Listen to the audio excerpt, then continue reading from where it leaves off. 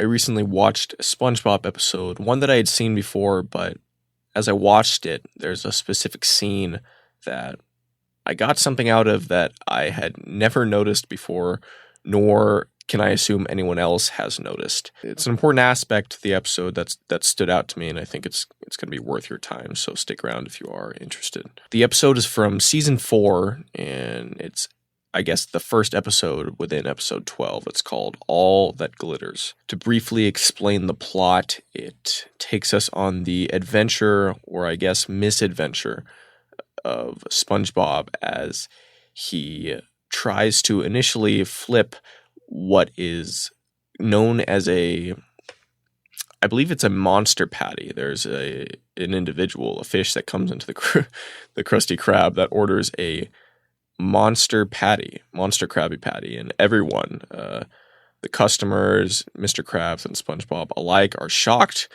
that someone would order that, claiming like, oh man, it's been a long time since anyone's ordered that. SpongeBob is pretty taken aback, and he is quite afraid to try to flip the the beef to make this monster patty, but he nonetheless gives it a go, and well, his spatula, let's just say, suffers an injury. It gets broken in half, which it sucks for him. That's like his best friend, his spatula, one of his best friends anyway.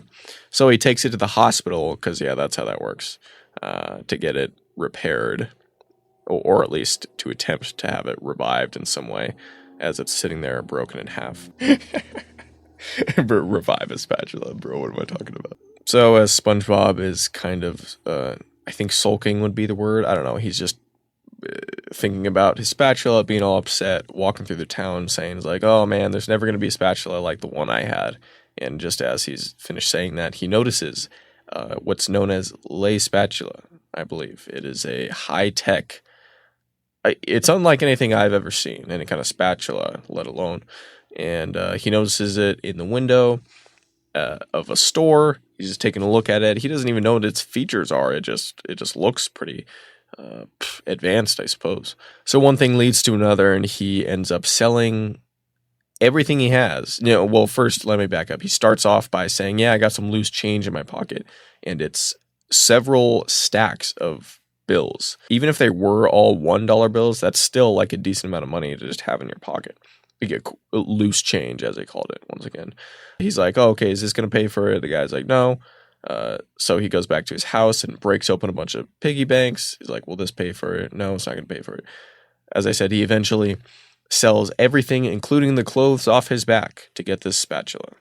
So that means his house. Like, he sold his house, the clothes. So he's walking through the town with nothing but his hat and the lay spatula, and everyone's kind of laughing at him because he's not wearing any clothes. Finally makes it into the back kitchen, and Mr. Krabs and Squidward are kind of confused, like, okay, what's going on here? Why don't you have clothes on? Until he shows them lay spatula and the features it has. It can make several different spatula heads. Would that be the word? Like the actual piece itself that you're going to flip the patties with. It can make a little helicopter propeller, I guess, and make them fly around. So anyway, Mr. Krabs is like, oh, all right, I guess that'll do. And then SpongeBob goes to attempt to flip a Krabby Patty. And what does this all advanced spatula that can do anything, as SpongeBob put it, what does it do when it's time to flip the patty? Well, it doesn't do it. And for whatever reason, I guess the reason that the spatula gives, and yes, the spatula can talk. It not only can talk, it literally walks. This is a kind of a tragic episode in a way because it walks out of the building. SpongeBob sold everything, including the clothes off his back, to get this spatula, and it walks out of the building. A spatula. Let me just be abundantly clear. But anyway, as I said, the spatula, it's not going to flip the patty. It claims, oh, this is such a menial task for such an advanced spatula like me, which, okay, let me just say, that spatula has some arrogance that it needs to work out, I suppose. But anyway, yeah, that was the scene that really kind of stuck out to me. The fact that this spatula, it is a spatula, meaning its sole purpose is to flip patties or what have you. And when it comes time to do it, doesn't want to. It's not going to do it. But it can do everything else. That coincides perfectly with something I thought about recently. Not only thought about, but just noticed in my daily life. Social media. What is it for? So the justification I've heard before from people, and I think I've even used this myself, is like, okay, even to justify like a chronic use of social media. It's like, well, why are you on it so often? Oh, my friend, I want to update with friends. Yeah, I want to know what my friends are doing. I want to be connected to my friends. It's like, oh, okay. Yeah, that makes sense. But what I've noticed is social media in large part, like, let's not kid ourselves. It's mostly for entertainment. And now it does double as, okay, it helps, your friend just, they had their first kid. And say, okay, so yeah, it's a good thing that you're updated in that. I guess you could argue it's a good thing instead of just learning it yourself by hanging out with them and even it being a pleasant surprise. But in any case, sure, it's a good thing to be updated on your friends. Okay. But what I've noticed is even when hanging out in person with a friend or whatever individual, I'll just say friend, I see them doom scrolling on social media. The idea being, if social media is meant, if its main purpose, at least initially, was to connect friends, we get updated and we're closer to each other because we know more about what's going on, and we can text each other, even text each other on whatever 10 different apps we have for texting instead of just using normal messages like an adult. If all that is justified by saying, yeah, it's in order to be more connected to my friends, how is it then the case that when you're in the physical presence of your friend, you're on social media?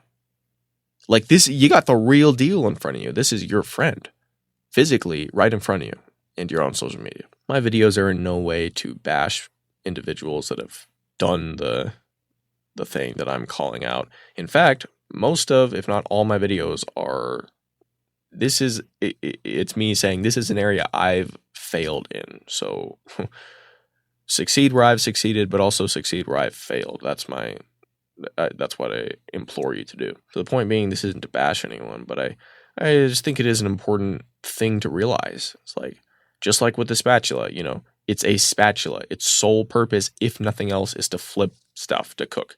And what is it? What's the one thing it refuses to do? That. Social media, it's supposed to bring people together. Yeah, connect with friends. Yeah, that's definitely what it's all about. Not just entertainment and doom scrolling. But when you're in the physical presence of a friend, you're on social media. It's like, bro, your friend is in front of you, man. What are you doing? Anyway, yeah, so I don't know if there's much of a lesson here apart from acknowledge when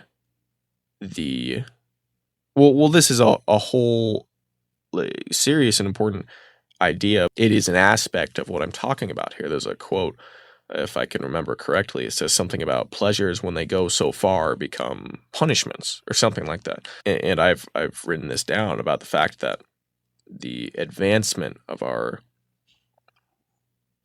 modern society, it's an opportunity for excellent work, or even helping you with, okay, we have AI to help us do this, that, the other. But when it replaces the actual, like with the social media example, the actual interacting with your friend, when AI replaces the actual trial and error of learning how to set up a basketball hoop or whatever it is, just realize when the thing that's supposed to help you is in fact taking your life from you. Just, I guess, keep your eye open for that, or both your eyes for that matter, for an even better idea of what's going on. A couple quotes that have somewhat to do with what I'm talking about. Attention is the rarest form of generosity, and it ties right into the example of social media, giving your attention to your phone instead of the actual friend that's in front of you. Pleasures and the advancement of technology are both to enhance your life, not to take it from you. Well, that's all I got for this video, and for anyone that, is a, whether long time or recent subscriber, wants to have a little update of where I've been. you don't get one. I'm just kidding. No, I've just been contemplating whether to continue the channel or not for I guess myriad of reasons, if that's the right word. But whether I perpetually, continue to make the videos or not, there's no harm in making one when something really, stuck out to me, and I think it could be of use to someone, to you. So anyway, for anyone that made it this far and has even been curious where I've been, I appreciate it.